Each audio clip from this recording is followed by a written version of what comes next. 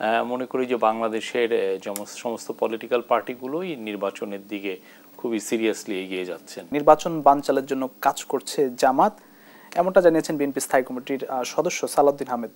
নির্বাচন বানচালের কি কোনো ষড়যন্ত্র আপনি দেখেন? না, আমরা এটা ষড়যন্ত্র আছে অনেকটা আওয়ামী লীগের কাছ থেকে, আওয়ামী লীগের বহিঃসূত্রী বাইরের যারা ফ্রেন্ড আছেন তাদের তরফ থেকে। বাট আমরা মনে করি যে বাংলাদেশের সমস্ত পলিটিক্যাল পার্টিগুলোই নির্বাচনের দিকে খুবই সিরিয়াসলি এগিয়ে যাচ্ছেন। এই আজকে জামাতে ওনার যে বক্তব্য সে বিষয়ে আমার কোনো মন্তব্য নাই, কারণ এটা পলিটিক্যাল কথা, তো ওইখানে আসলে আমি ইন্টারিম গভর্নমেন্টের হয়ে এই বিষয়ে আমার মন্তব্য করা ঠিক না। তাহলে আসলে এই ধরনের বক্তব্যগুলো আমরা দেখছি যে অনবরত আসছে, একদল আরেক দলকে দোষারোপ করছে। আজকে জামাতের আমির বললেন যে ধর্মের ভিত্তিতে বিভাজন নয়, ঐক্যবদ্ধ জাতি দেখতে চাই। ঐক্যবদ্ধ আসলে কবে হব আমরা? ইন্ডিভিজুয়াল পার্টিগুলো কি বক্তব্য দিচ্ছে সেই বিষয়ে আসলে আমাদের তরফ থেকে মন্তব্য করাটা ঠিক না। এই জন্য ঠিক না, যেমন ধরেন সবাই তো আমাদের অংশীজন ছিলেন, ঠিক না? আওয়ামী লীগ ছাড়া, পতিত স্বৈরাচার ছাড়া, তাদের দোসররা ছাড়া যারা জুলাই আগস্টে গণ অভ্যুত্থানে ছিলেন সবাই আমাদের অংশীজন। তো ফলে এই গভর্নমেন্টের পক্ষে কোনো পলিটিক্যাল এই সমস্ত বিষয় নিয়ে তারা যখন কথা বলেন এই বিষয়ে আসলে কোনো মন্তব্য করাটা একদমই অসমীচীন আমি মনে করি। কিন্তু সরকার তো নিশ্চয়ই দায়িত্ব রয়েছে, যে সরকারের দায়িত্ব খুব ভালো একটা ইলেকশন করা, সেই লক্ষ্যে আমরা কাজ করছি, খুব ভালোভাবে কাজ করছি। ইউএনএও এই লক্ষ্যেই আসলে ইউএনএ এই যে 6 জন পলিটিক্যাল লিডারকে নিয়ে ইনভাইট করা হলো, তারা আসলেন এবং আপনি পুরো পৃথিবীর কাছে যে একটা মেসেজ গেল যে আমরা এখন ইউনাইটেডলি আমরা ইলেকশনের জন্য, ডেমোক্রেটিক ট্রানজিশনের জন্য এখন রেডি।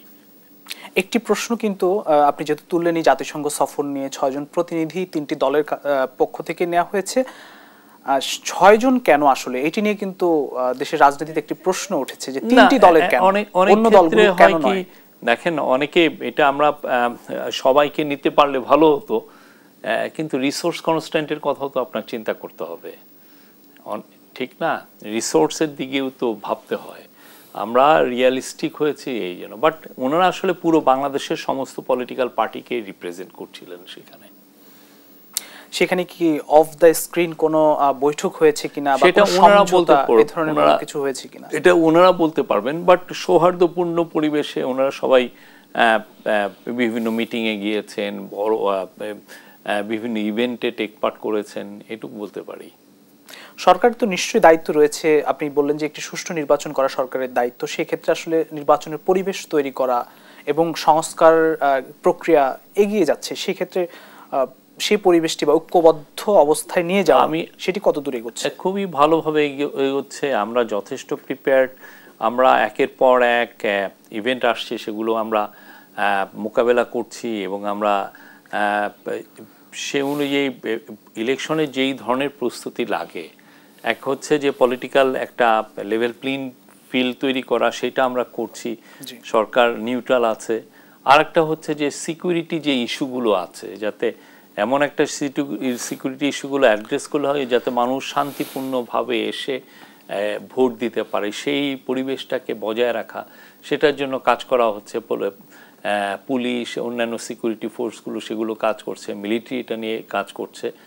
আর একটা হচ্ছে যে পার্টিগুলোর মধ্যে এক ধরনের সৌহার্দ্যপূর্ণ পরিবেশ রাখা, যাতে এইটা ইলেকশন আসলে এইটা যাতে ডেটোরিয়েট না করে, সেই লক্ষ্যেও আমরা কাজ করছি। এবং সেই লক্ষ্যে দেখেন কনসেনসাস কমিশনের সাথে প্রত্যেকটা পার্টিরই খুব ভালো মিটিং হচ্ছে, হ্যাঁ।